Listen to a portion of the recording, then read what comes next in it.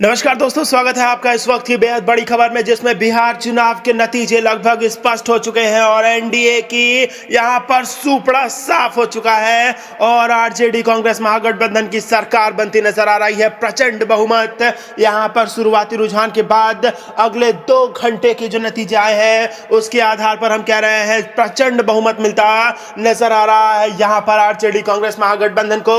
और तेजस्वी तय है, बिहार का अगला मुख्यमंत्री तेजस्वी यादव होगा, ये तय है। दोस्तों क्या पूरी खबर आपको जरूर बताएंगे, लेकिन उससे पहले अगर आपको भी ऐसा लगता है कि वाकई में बिहार में तेजस्वी तय है तो आप अभी इस वीडियो को लाइक कीजिए और इस लाल बटन को दबा के इस चैनल को फ्री में सब्सक्राइब करके घंटी बजाकर कमेंट में लिखिए जय हिंद। दोस्तों इसी के साथ आप हमें कारण बताइए कि आखिरकार क्या कारण रह गए हैं जिससे भाजपा और जेडीयू को यह जबरदस्त हार बिहार के चुनाव में झेलना पड़ रहा है। जी हां दोस्तों, यहां पर तेजस्वी यादव कांग्रेस लेफ्ट इनके महागठबंधन की सरकार स्पष्ट बहुमत के साथ पार करती नजर आ रही है। और अगर पहले 150 सीटों की बात करें तो इस 150 सीटों में 110 सीटें यहां पर आरजेडी प्लस यानी कि महागठबंधन के हिस्से में थी और महज 40 सीट ही भाजपा और जेडीयू के हिस्से में थी। अगर यही पैटर्न दोहराता है तो प्रचंड बहुमत से पार होगी यहां पर आरजेडी और कांग्रेस का महागठबंधन। तो दोस्तों बिहार में बदलाव हो चुका है, अगली बारी बंगाल की है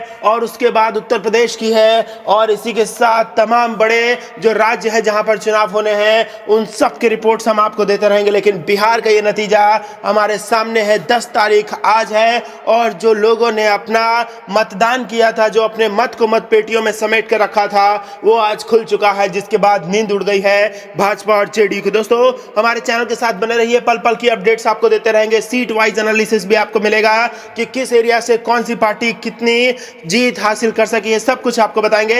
लेकिन वीडियो को लाइक करके चैनल को सब्सक्राइब करके घंटी बजाना ना भूलिए और लोगों तक शेयर कीजिए। दोस्तों रुक करते हैं अगली बड़ी खबरों की तरफ। बिहार इलेक्शन 2020। तेजस्वी के बर्थडे पर तेज प्रताप बोले, मैंने छोटे भाई को सीएम की कुर्सी का उपहार दिया। जी हां दोस्तों, मंगलवार 10 नवंबर को नतीजे आने के साथ ही बिहार विधानसभा चुनाव संपन्न हो जाएगा।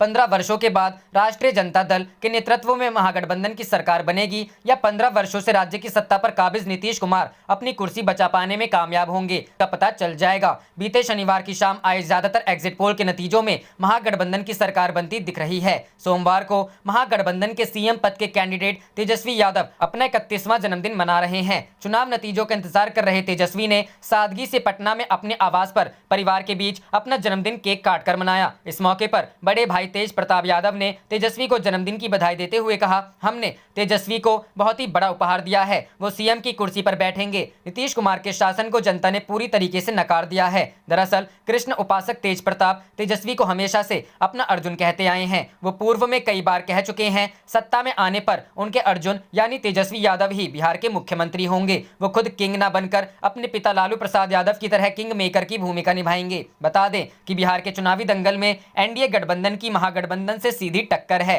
कोरोना काल में विधानसभा की 243 सीटों के लिए 3 चरणों में चुनाव करवाया गया था। प्रथम चरण में 28 अक्टूबर को 71 सीटों पर, दूसरे चरण में 3 नवंबर को 94 सीटों पर और तीसरे चरण में 7 नवंबर को 78 सीटों के लिए मतदान हुआ था। अब सिर्फ वोटों की गिनती होनी है जो मंगलवार 10 नवंबर को सुबह 8 बजे से होगी। रुक करते हैं अगली खबर की तरफ। बिहार विधानसभा चुनाव, कांग्रेस का भाजपा पर हमला, कहा बिहार के लोग स्वाभिमानी, कितनी भी कोशिश कर ले नहीं बिकेंगे। जी हां दोस्तों, बिहार विधानसभा चुनाव के नतीजे का मंगलवार 10 नवंबर को आने वाले हैं। नतीजे आने के पहले ही दलों को विधायकों को टूट का डर सताने लगा है। इसी को लेकर कांग्रेस ने भाजपा पर हमला बोला है। सोमवार को कांग्रेस नेता और बिहार कांग्रेस के पर्यवेक्षक अविनाश पांडे ने कहा, बिहार के लोग स्वाभिमानी, भाजपा कितनी भी कोशिश कर ले कांग्रेस का एक भी विधायक नहीं बिकेगा। ज्ञात हो कि बिहार चुनाव पर आए एग्जिट पोल के अनुसार इस बार राज्य में महागठबंधन की सरकार बनने की संभावना जताई है, जिसके बाद कांग्रेस पार्टी सतर्क हो गई है। परिणाम आने के पहले ही कांग्रेस अध्यक्ष सोनिया गांधी ने अपने विधायकों में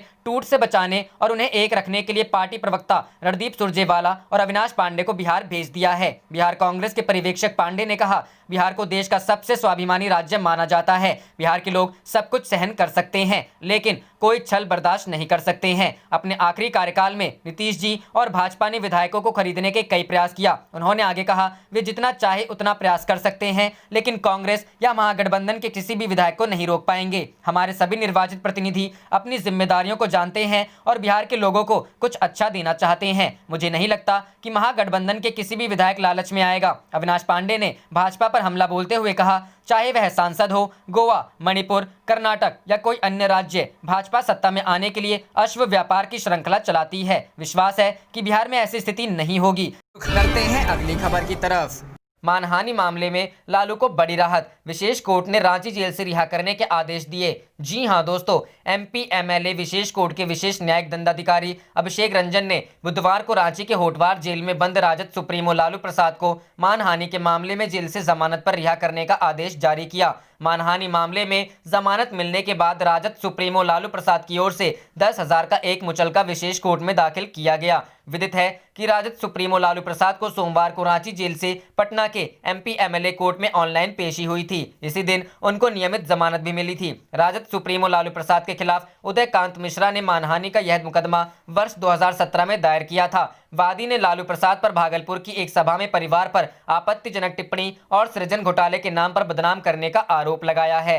रुक करते हैं अगली खबर की तरफ। कांग्रेस का आरोप, पीएम मोदी ने अमीरों को लाभ पहुंचाया। राहुल बोले, हर जाति, धर्म व गरीब की होगी गठबंधन सरकार। जी हां दोस्तों, कांग्रेस के पूर्व राष्ट्रीय अध्यक्ष राहुल गांधी ने कहा कि बिहार में महागठबंधन सरकार हर जाति, धर्म और गरीब किसानों की होगी। प्रधानमंत्री नरेंद्र मोदी को गरीबों की कोई चिंता नहीं है। बुधवार को वे मधेपुरा के बिहारीगंज और अररिया में चुनावी सभा को संबोधित कर रहे थे। इस दौरान उन्होंने नोटबंदी और लॉकडाउन में गरीबों और आम लोगों को हुई परेशानी की याद भी दिलाई। उन्होंने प्रधानमंत्री पर देश के लोगों से झूठ बोलने का आरोप लगाया। कहा कि 6 साल पहले मोदी जी ने 2 करोड़ लोगों को रोजगार देने का वादा किया था। नोटबंदी के दौरान गरीबों की जेब से रुपए निकालकर प्रधानमंत्री ने करोड़ों रुपए देश के सबसे अमीर लोगों को पहुंचा दिया। उन्होंने कहा कि देश के कुल उत्पादन का 30% मक्का बिहार में उत्पादन होता है। बिचौलियों के कारण किसानों को उचित लाभ नहीं मिल रहा है। पीएम ने अब बड़े बिचौलियों के लिए रास्ता खोल दिया। इसलिए पंजाब में रावण का नहीं, दशहरे के मौके पर पीएम मोदी, अडानी और अंबानी का पुतला जलाया गया। उन्होंने कहा कि बिहार में कोई भी सड़क चलने लायक नहीं है। गन्ना उत्पादकों के लिए चीनी मिल नहीं है। बाढ़ से हर साल तबाही होती है। रोजगार के अभाव में बिहार के युवक दूसरे प्रदेशों में पलायन करते हैं। उन्होंने कहा कि वे गारंटी देने आए हैं कि महागठबंधन की सरकार गरीब, किसान और हर जाति धर्म की होगी। करते हैं अगली खबर की तरफ।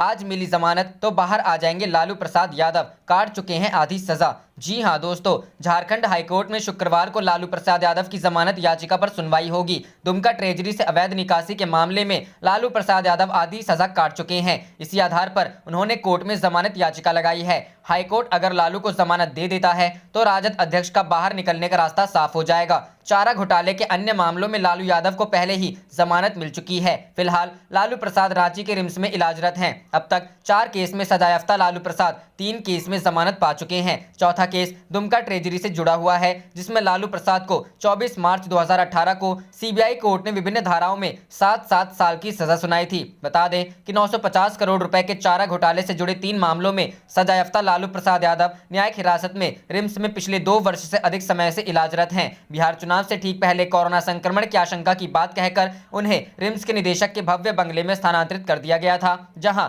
राजद प्रमुख लालू पर लगातार बिहार के टिकटार्थियों से मिलने और राजनीतिक मुलाकातें करने के आरोप लगते रहे हैं।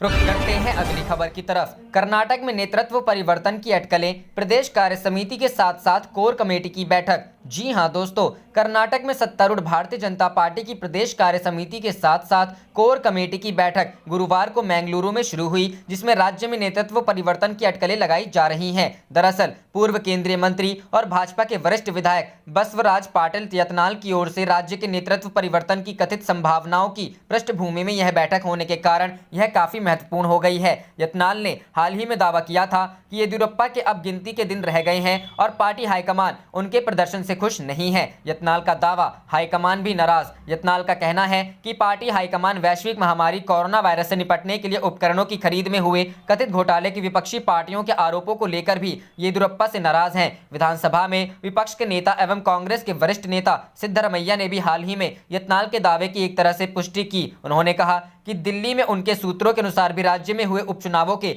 10 नवंबर को परिणाम आने के बाद येदियुरप्पा को बदला जा सकता है। रुक करते हैं अगली खबर की तरफ। राहुल गांधी बोले, बिहार में बनेगी महागठबंधन सरकार, किसान का कर्ज माफ, बिजली बिल हाफ। जी हां दोस्तों, कांग्रेस के पूर्व अध्यक्ष राहुल गांधी ने बिहार विधानसभा चुनाव के अंतिम चरण के मतदान के लिए प्रचार अभियान थमने के बाद बृहस्पतिवार को कहा कि प्रदेश में महागठबंधन की सरकार बनेगी और यह सरकार नए बिहार का निर्माण करेगी। उन्होंने ट्वीट किया, हो जाओ तैयार, अब महागठबंधन सरकार आप तक पहुंचाएगी रोजगार, किसान का कर्जा माफ, बिजली बिल हाफ, बेटियों को मुफ्त शिक्षा और इंसाफ, सब वर्गों की तरक्की से बाधाएं साफ, उद्योग व्यापार लगाएंगे, नया बिहार बनाएंगे। गौरतलब है कि बिहार विधानसभा चुनाव के तीसरे एवं अंतिम चरण के लिए प्रचार अभियान बृहस्पतिवार शाम थम गया। अंतिम चरण का मतदान 7 नवंबर को होगा। उधर राहुल गांधी ने बिहार के भागलपुर जिले में हुई नौका दुर्घटना पर दुख भी जताया और पार्टी के स्थानीय कार्यकर्ताओं का आह्वान किया कि वे प्रभावित लोगों की हर संभव मदद का प्रयास करें। उन्होंने ट्वीट किया, भागलपुर में हुई नाव दुर्घटना अत्यंत दुखद है। मृतकों के परिवारजनों को मेरी संवेदनाएं। स्थानीय प्रशासन से अपेक्षा है कि लापता यात्रियों की जल्द खोज व इलाज हो और कांग्रेस कार्यकर्ताओं से अपील है कि सहायता का हर संभव प्रयास करें। जाने से पहले आप इस वीडियो को लाइक कीजिए और इस लाल बटन को दबा के इस चैनल को फ्री में सब्सक्राइब करके घंटी बजा लीजिए। आप देख रहे थे आपका अपना चैनल धड़ाधड़ न्यूज। जय हिंद, जय भारत।